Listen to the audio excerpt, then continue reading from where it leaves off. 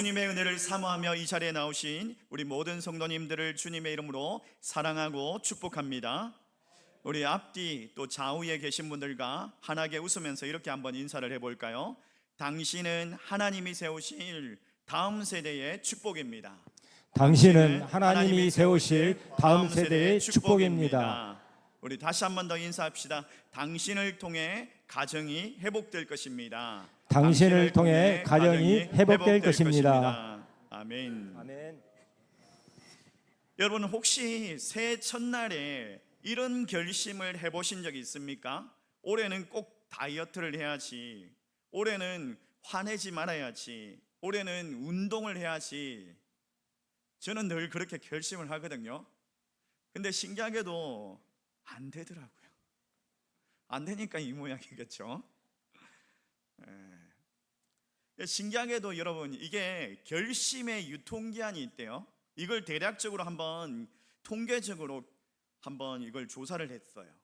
어떤 기관에서 조사를 하니까 이 통계적으로 결심의 평균 유통기한이 한 12일 정도, 12일. 그러니까 1월 1일 날 결심을 하면 1월 31일 날 끝나는 거예요. 헬스장을 가겠다 하고 헬스장을 이제 한 1년치를 끊었어요. 근데 1월 30일부터 안 가더라는 거예요. 서랍에 그냥 회원권이 딱 모셔놓고 안 가는 거예요. 왜 그럴까요?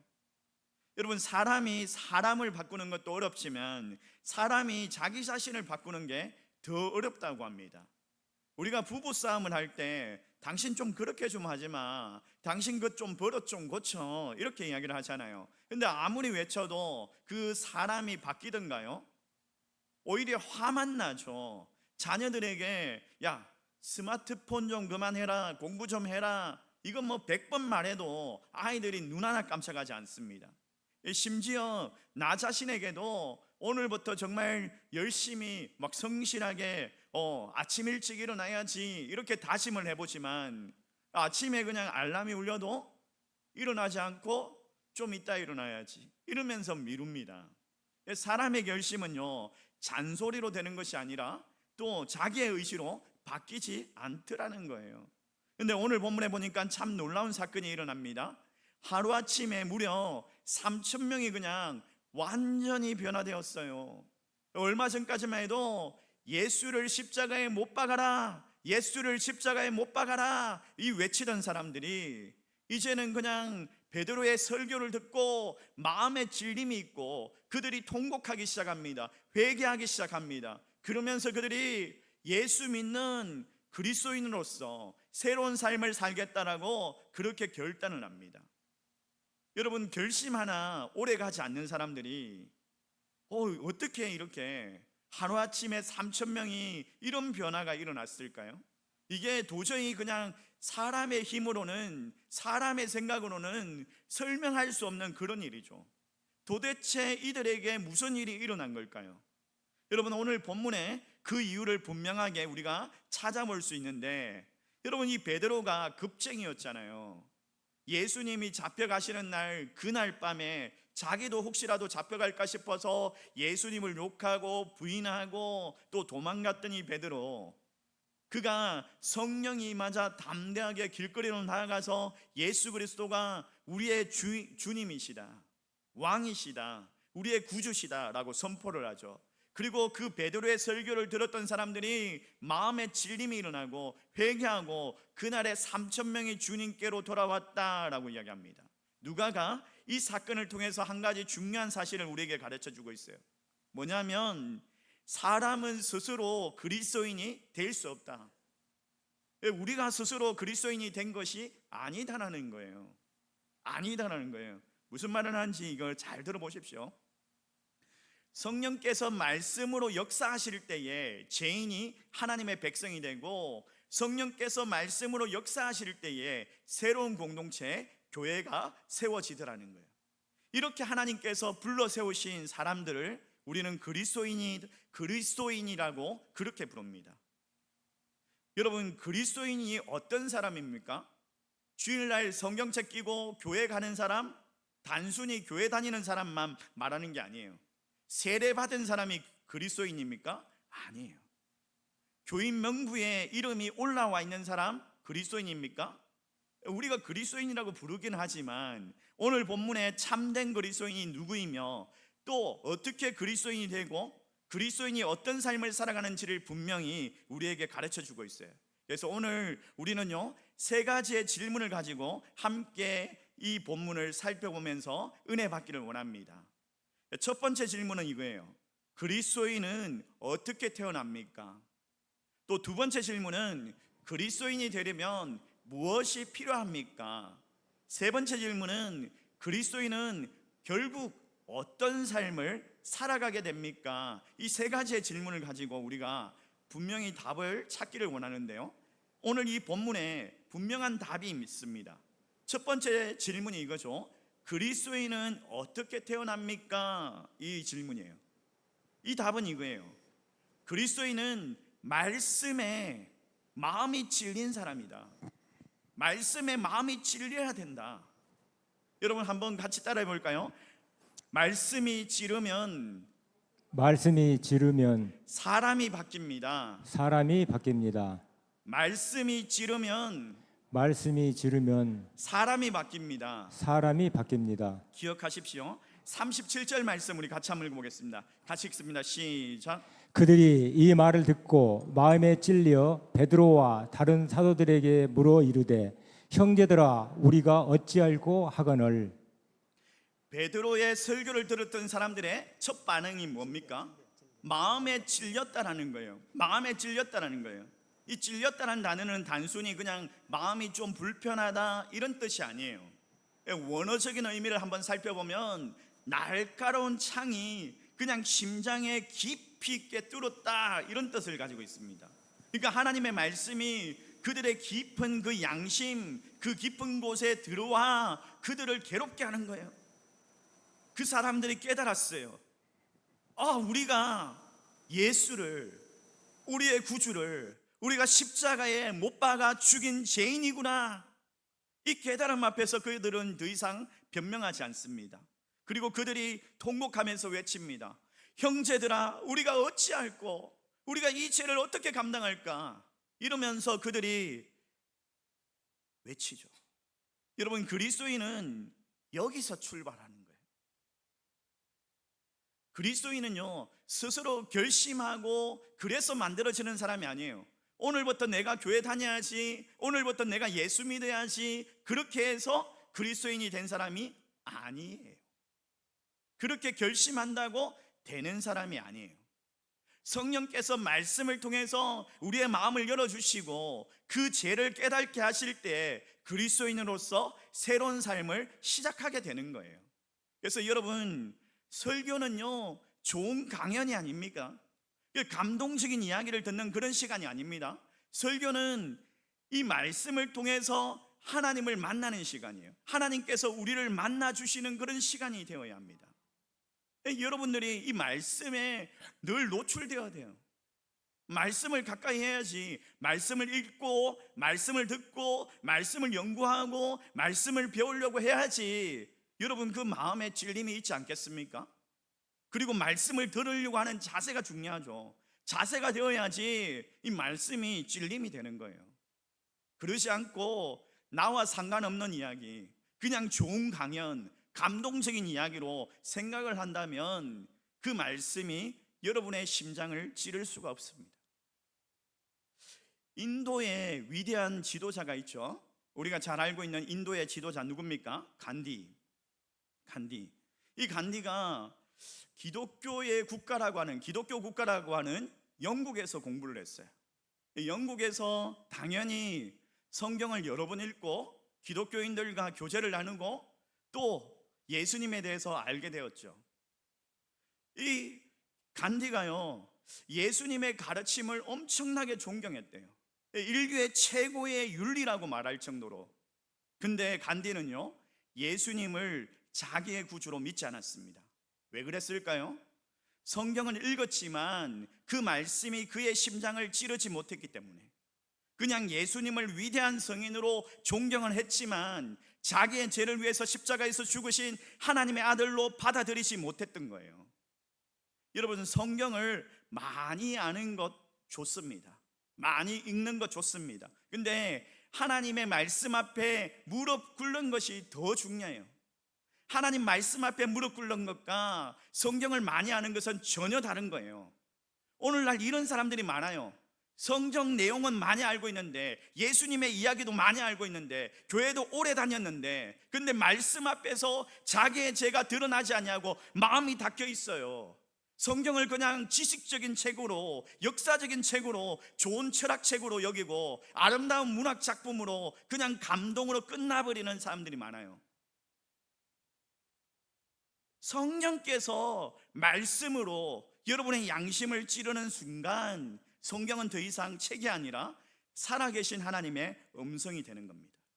그때 비로소 사람들은 형제들아 우리가 어찌할꼬 이러면서 하나님께 돌아오게 되는 거예요. 여러분의 마음은 어떻습니까? 여러분 말씀 앞에서 심장이 찔려 보신 적이 언제입니까? 정말 진정한 은혜가 임할 때에 굳어있던 이 마음들이 깨졌던 그런 경험들이 있습니까? 오늘 이 예배가 말씀을 듣고 그냥 돌아가는 예배가 아니라 여러분 말씀 앞에서 찔림이 되고 변화되는 시간이 될 수 있기를 소망합니다. 주님은 오늘 우리의 마음을 오늘 주님의 말씀으로 두드리고 계십니다. 여러분 굳어있는 마음들을 부드럽게 하시고 상한 마음들을 회복시키시고 새로운 삶을 살도록 이끌시기를 원하십니다. 오늘 우리 모두가 말씀에 찔림이 있어서 회개하고 새로운 삶을 살아갈 수 있는 그리스도인들 될 수 있기를 소망합니다. 축원합니다. 두 번째로 그리스도인이 되려면 무엇이 필요합니까? 뭐가 필요할까요? 그리스도인이 되려면 이 답은 이거예요. 그리스도인은 돌이켜 제사함과 성령을 받은 사람입니다. 그리스도인은 돌이켜 제사함과 성령을 받은 사람입니다. 따라해 보겠습니다. 돌이키면 하나님이 새롭게 하십니다. 한 번 더 고백합시다. 돌이키면 하나님이 새롭게 하십니다. 여러분 이제 말씀에 마음이 찔렸어요. 그럼 이제 어떻게 합니까? 그냥 말씀에 감동만 받고 끝나서는 안 되는 거예요. 마음의 찔림은요 반드시 삶으로 이어져야 됩니다. 삶의 돌이킴으로 이어져야 해요. 형제들아 우리가 어찌할꼬 이렇게 부르짖던 사람들, 자 베드로가 분명하게 대답합니다. 38절 말씀 우리 같이 한번 읽어볼까요? 같이 읽습니다. 시작.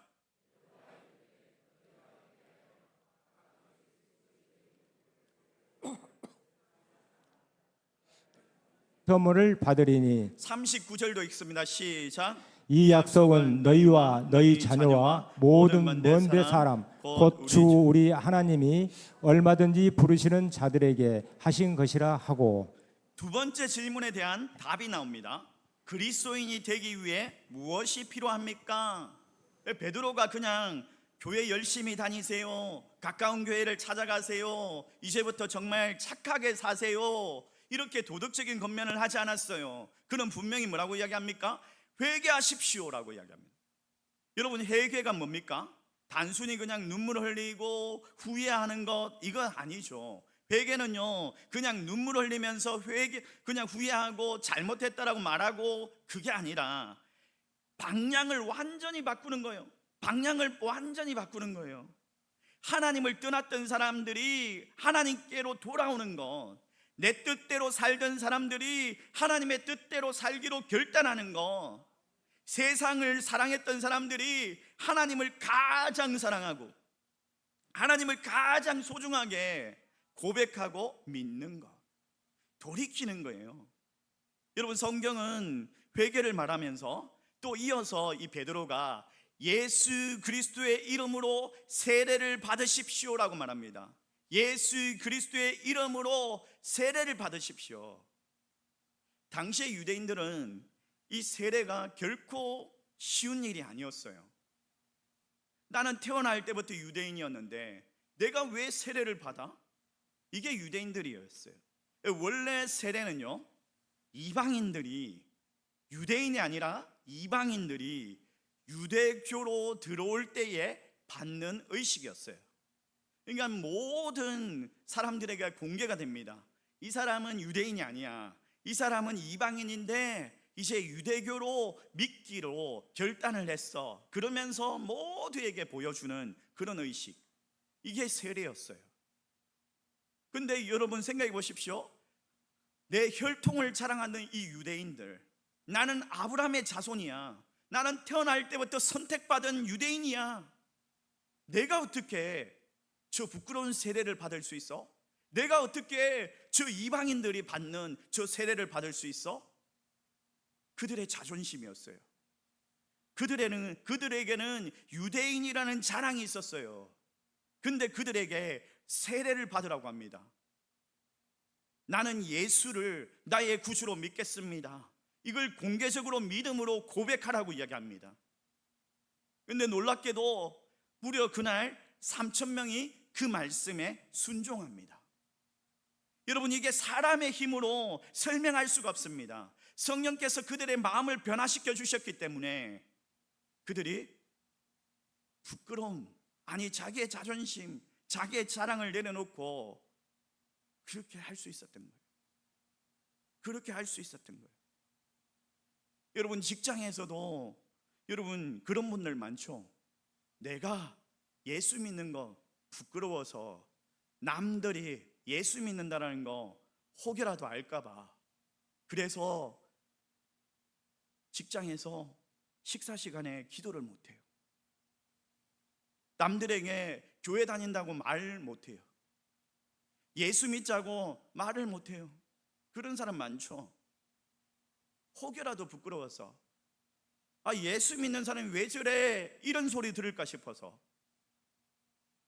베드로는요 놀라운 약속을 전합니다. 이 약속이 뭐냐면 너희와 너희 자녀와 모든 먼데 사람, 무슨 말이냐면 유대인뿐만 아니라 그들의 후손들에게도 또 온 세상의 모든 민족 이방인들에게도 주시는 약속이다. 예수 그리스도를 주라고 부르는 사람 누구든지 제사함을 받고 성령을 선물로 받는다라고 말씀하죠. 여러분, 이 약속의 말씀은 2000년 전의 사람들에게만 해당하는 말씀이 아닙니다. 오늘 이 예배를 드리는 우리에게도 동일하게 주시는 하나님의 약속입니다. 제가 아는 한 권사님의 이야기인데요, 이 권사님에게 너무 골치 아픈 아들이 있는 거예요. 이 아들이 늘 술에 취해가지고 집에 늦게 들어오고 그러는 거예요. 너무 가슴이 아파요. 어릴 적에 주일학교 잘 다녔는데 이제 사회생활 하면서 그냥 날마다 뭐 영업한다, 뭐 사업한다 이러면서 술 먹고 취해가지고 늦게 들어오는 이 아들. 주일날 교회 못 가. 왜? 자기 생활이 부끄러우니까. 예수 안 믿겠대. 자기 생활이 부끄러우니까. 권사님은 포기하지 않았어요. 늘 새벽마다 그 아들을 놓고 기도했어요. 눈물로 기도했어요. 주님, 우리 아들을 정말 그 굳어있는 마음들을 만져주시옵소서, 깨뜨려 주시옵소서, 돌아오게 하여 주시옵소서. 수년간 기도했어요. 어느 날 이 아들이 그 어머니의 기도 소리를 듣게 됩니다. 아마 권사님이 집에서도 기도를 한 것 같아요. 집에서도 기도를 하셨는데 그 아들이 기도 소리를 듣게 됩니다. 어떤 기도였느냐면, 하나님, 제 생명을 거두어 가시더라도 하나님, 우리 아들만은 주님께로 돌아오게 하여 주시옵소서. 우리 아들만은 살려 주시옵소서. 이 기도를 듣는데 그 아들이 마음이 무너진 거예요. 아니, 그 어머니의 생명보다 내가 예수 믿기를 원하는 그 어머니 그 기도를 듣는 순간 그의 마음이 무너진 거예요. 그 아들이 어머니를 붙잡고 한참 울면서 회개했습니다. 그리고 지금은요, 교회에 나와서 교회 학교의 아이들을 사랑하고 섬기면서 눈물로 기도하는 교사가 되었습니다. 사랑하는 성도 여러분, 회개는요 예수 믿을 때 그냥 한 번 하고 끝나는 행사가 아니에요. 회개는 돌이키는 거예요. 날마다 하나님께로 돌아가는 삶인 거예요. 날마다 내 교만을 내려놓고 내 욕심을 내려놓고 날마다 십자가 앞에 서는 것이 회개입니다. 오늘부터 여러분들 날마다 말씀으로 진림이 되고, 그리고 작은 것 하나라도 돌이키십시오. 혹여라도 용서 못하는 사람, 혹여라도 사과하지 못하는 사람, 혹여라도 감사 한마디 하지 못하고, 또 가족들을 위해서 짧게라도 기도하지 못한다면 그 작은 돌이킴으로부터 하나님 앞에 큰 변화를 기대하면서 나아가기를 원합니다. 여러분, 회개의 열매는 교회 안에서만 아니라 가정과 일터와 일상에서도 맺어져야 합니다. 오늘도 하나님께서 돌이키는 삶을 통해서 제3의 기쁨을 누리고 성령 충만하신 가운데 살아가는 그런 복된 성도님들 되시기를 주의 이름으로 축원합니다. 세 번째로 질문은 이거죠. 그리스도인은 결국 어떤 삶을 살게 됩니까? 그리스도인은 어떤 삶을 살게 되느냐? 자, 답은 이거예요. 그리스도인은 구원받아 새 공동체를 이루는 사람입니다. 그리스도인은 구원받아 새 공동체를 이루는 사람입니다. 여러분 한번 따라해 봅시다. 구원받은 사람은 함께 살아갑니다. 함께 살아갑니다. 한 번 더. 구원받은 사람은 함께 살아갑니다. 함께 살아갑니다. 여러분, 말씀에 이제 마음이 찔렸어요. 그리고 회개하고 하나님께로 돌아왔습니다. 이제 성령을 선물로 받았습니다. 성령 충만한 사람이 되었습니다. 그 다음에 어떤 삶이 시작되느냐? 그리스도인은 혼자 신앙생활하는 사람이 아니에요. 하나님은요, 우리를 하나님의 가족으로 불러주셨다. 지난 주일날 이야기했죠. 그리스도인은 혼자 신앙생활하는 사람이 아니에요. 이 공동체 안에 들어와야 돼요. 자, 40절 41절 말씀 우리 같이 한번 읽어볼까요? 40절 41절 같이 읽습니다. 시작. 또 여러 말로 확증하며 구원하여 이르되 너희가 이 패역한 세대에서 구원을 받으라 하니 그 말을 받은 사람들은 세례를 받음에 이날의 신도 수가 3천이나 더하더라. 여러분 여기 보십시오. 그리스도인이 된 사람들이 결국 어디로 갑니까? 혼자 남아있는 사람이 아니라고 했어요. 새로운 공동체의 가족이 된다라고 얘기했어요. 성경에 보니까 신도의 수가 3천이나 더하였더라 이렇게 이야기해요. 3천 명이 예수를 믿고 집으로 돌아갔더라 이렇게 말하지 않냐고 더하였더라 라고 말하고 있습니다. 그러니까 단순히 이게 숫자가 늘어났다 이런 뜻이 아니에요. 예수 믿는 사람들이 함께 모여서 하나님의 가족이 되었다 이런 뜻이죠. 3천 명이 예수 믿기로 하고 오늘 은혜 많이 받았다 이러고 끝난 것이 아니라 그들이 함께 예배하고 함께 기도하고 함께 식사하고 또 어려운 사람들을 함께 도왔더라. 서로 사랑하는 가족으로 그렇게 살아가더라. 이게 교회인 거죠. 여러분, 요새 교회 안 나가는 사람들은 뭐라고 이야기하죠? 교회는 나가지 않는데 나는 예수는 믿습니다 이런 사람들이 있어요. 그런 사람을 뭐라고 이야기하죠? 가난한 성도라고 이야기합니다. 가난. 왜? 안 나가를 거꾸로 하면 가나안. 가나안이라는 단어가 좋은 단어가 아니잖아요.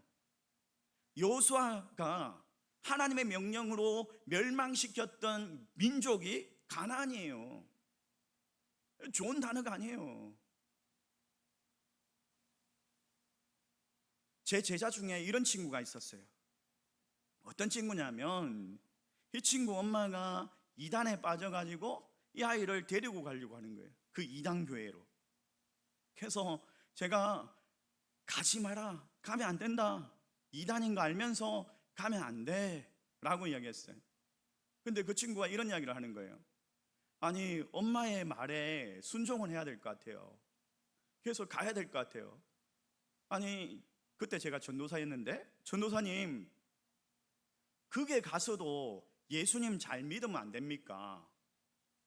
그게 가서도 예수님 잘 믿으면 안 됩니까? 이렇게 이야기하는 거예요. 그건 아니야.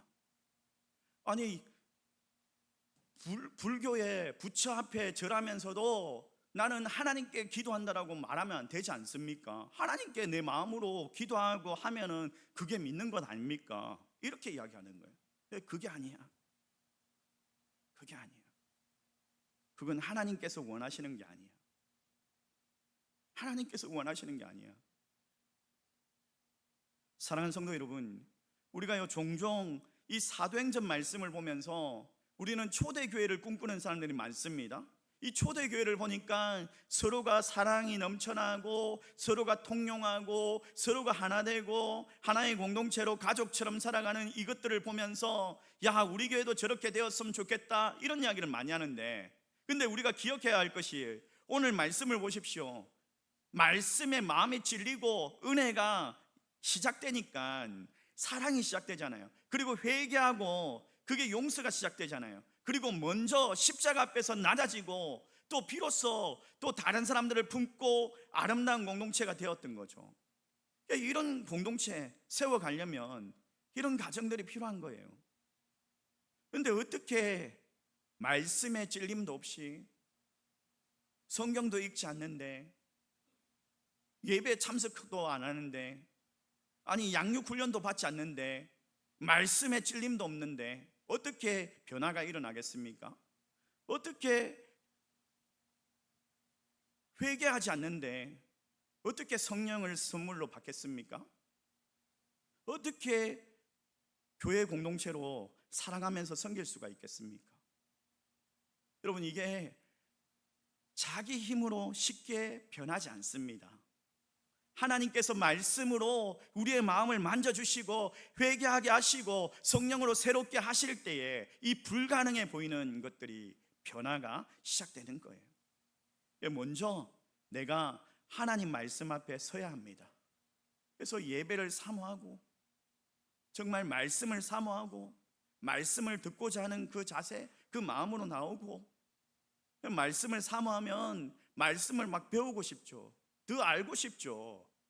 양육훈련 신청하죠.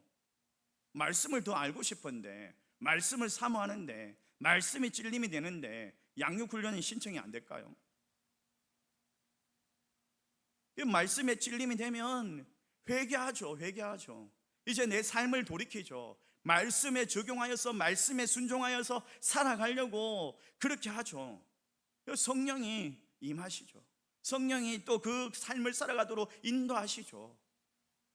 그렇게 살아가면 이제 서로 사랑하게 되고 서로 공동체가 되고 하나 되는 역사가 일어나는 거예요. 내가 먼저 변화되면 여러분의 가정이 변화됩니다. 내가 먼저 변화되면 또 우리 교회가 변화됩니다. 하나님께서 우리를 통해서 세상을 살리는 통로로 사용하여 주십니다. 사랑하는 성도 여러분, 말씀에 마음이 찔리십시오. 회개하여서 하나님께로 돌아오십시오. 또 하나님의 가족 안에서 함께 사랑하면서 함께 살아가는 참된 그리스도인들 되시기를 소망합니다. 우리의 가정과 우리의 교회가 또 그리스도의 사랑으로 더욱 하나 되는 그런 복된 호평제일교회 될 수 있기를 우리 주 예수 그리스도의 이름으로 간절히 축원합니다. 말씀을 정리하도록 하겠습니다. 오늘 우리는요, 세 가지의 질문으로 하나님의 말씀을 한번 살펴보았습니다. 그리스도인은 어떻게 태어납니까? 말씀에 마음이 찔린 사람이었습니다. 또 두 번째 질문은 그리스도인이 되려면 무엇이 필요합니까? 회개하여서 제사함을 받고 성령을 선물로 받는 사람이었습니다. 회개한다는 말은 삶을 돌이키는 거죠. 삶을 돌이키는 거예요. 하나님께로 더 가까이 나아가는 거죠. 그러면 그렇게 하면 하나님께서 제사함을 예수 그리스도의 보혈로 제사함을 용서해 주십니다. 성령이 임하는 거예요. 성령의 사람이 되는 거예요. 성령과 동행하는 거예요. 날마다 회개하는 것이 필요합니다, 우리에게. 또 세 번째로 그리스도인은 결국 어떤 사람이 됩니까? 혼자가 아니에요. 하나님의 가족이 되어야 합니다. 함께 사랑하면서 함께 하나 되어서 살아가는 거예요. 이 모든 것이 우리의 결심이나 우리의 노력으로 되는 것이 아닙니다. 성령께서 말씀으로 우리를 만나 주실 때에 하나님의 은혜로 일어나는 역사입니다. 그래서 여러분들이 말씀을 가까이 해야 합니다. 말씀을 사모하셔야 됩니다. 말씀을 듣는 것을 사모하고 말씀을 읽는 것을 힘을 내시고 또 말씀을 연구하고 묵상하고 배우는 것을 즐거워해야 합니다. 주야로 그 말씀을 묵상하고 주야로 그 말씀을 즐거워하고.